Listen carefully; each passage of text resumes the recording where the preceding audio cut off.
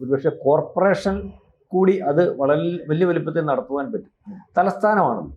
തലസ്ഥാനമാകുമ്പോൾ എല്ലാവർക്കും ശ്രദ്ധിക്കാൻ പറ്റുന്ന സ്ഥലമാണ്.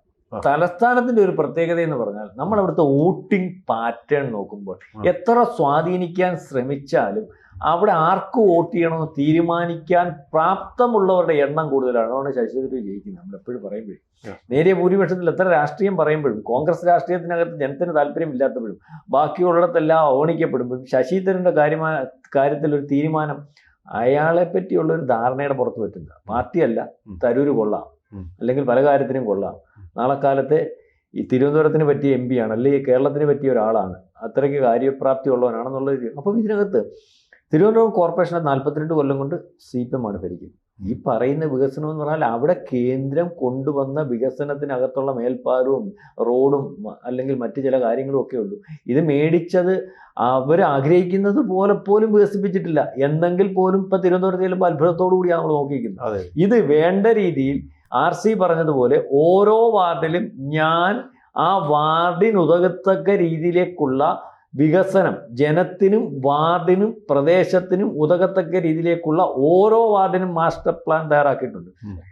ഈ മാസ്റ്റർ പ്ലാൻ ക്രോഡീകരിച്ച് തിരുവനന്തപുരം കോർപ്പറേഷനെ ലോക നിലവാരത്തിൽ ചർച്ച ചെയ്യുന്ന രീതിയിലേക്കുള്ള ഒരു വികസന പദ്ധതി, അത് എൻ്റെ കാഴ്ചപ്പാടിനപ്പുറം ആ കാഴ്ചപ്പാടിൻ്റെ കൂടെയുള്ളത് നരേന്ദ്രമോദി. അത് നിങ്ങൾക്ക് മനസ്സിലാവും. ഇലക്ഷൻ മുമ്പ് പറഞ്ഞാണ് നരേന്ദ്രമോദി 45 ദിവസിക്കാം അവിടെ എത്തുകയാണെന്ന്. അദ്ദേഹം ആദ്യം നരേന്ദ്രമോദി വന്നായിരിക്കും വികസന രേഖ അല്ലെങ്കിൽ ഇവിടെ അല്ലെങ്കിൽ അവതരിപ്പിക്കുന്നതെന്ന് പറഞ്ഞപ്പോൾ കളിയാക്കി. പ്രധാനമന്ത്രിക്ക് ഇതാന്ന ജോലി, പ്രധാനമന്ത്രിക്ക് ഇതും ജോലിയാണ്.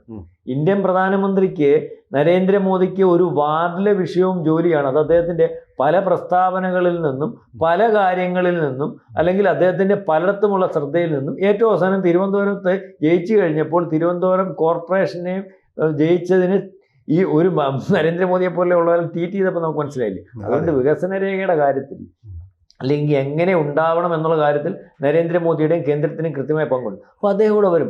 അപ്പോൾ അതിൻ്റെ കൂടെ തന്നെ ഇപ്പോൾ അദ്ദേഹം പറഞ്ഞ പോലെ തമിഴ്നാട്ടിലൂടെ വരും. ഒരു പ്രധാനമന്ത്രി വരുമ്പോൾ അത്രയ്ക്ക് വലിയൊരു പരിപാടിയായിരിക്കും. തമിഴ്നാട്ടിൽ അവിടെ സംസ്ഥാന അധ്യക്ഷൻ്റെ പര്യടനത്തിൻ്റെ സമാപന ഉദ്ഘാടനത്തിന് നരേന്ദ്രമോദി പങ്കെടുക്കും എന്നുള്ള വാർത്തകളുണ്ട്. ഏതായാലും അടുത്ത ദിവസങ്ങളിൽ തന്നെ വരും. അത് വലിയൊരു സമ്മാനം. തിരുവനന്തപുരം അതിശയിപ്പിക്കുന്ന രീതിയിലേക്ക് കാര്യങ്ങൾ കൊണ്ടുപോകും. തിരുവനന്തപുരം കോർപ്പറേഷൻ പിടിച്ചാൽ ആ കോർപ്പറേഷൻ പിടിക്കുന്ന ആൾക്ക് തിരുവനന്തപുരം അല്ലെങ്കിൽ കേരളം പിടിക്കാൻ പ്രയാസമില്ല എന്നുള്ള ഒരു അവസ്ഥയിലേക്ക് കാര്യങ്ങൾ നീങ്ങും. കൂടുതൽ വാർത്തകളും വിശേഷങ്ങളും നിങ്ങളിലേക്ക് എത്താൻ ABC മലയാളം സബ്സ്ക്രൈബ് ചെയ്യുക, ബെൽ ബട്ടണും അമർത്തുക.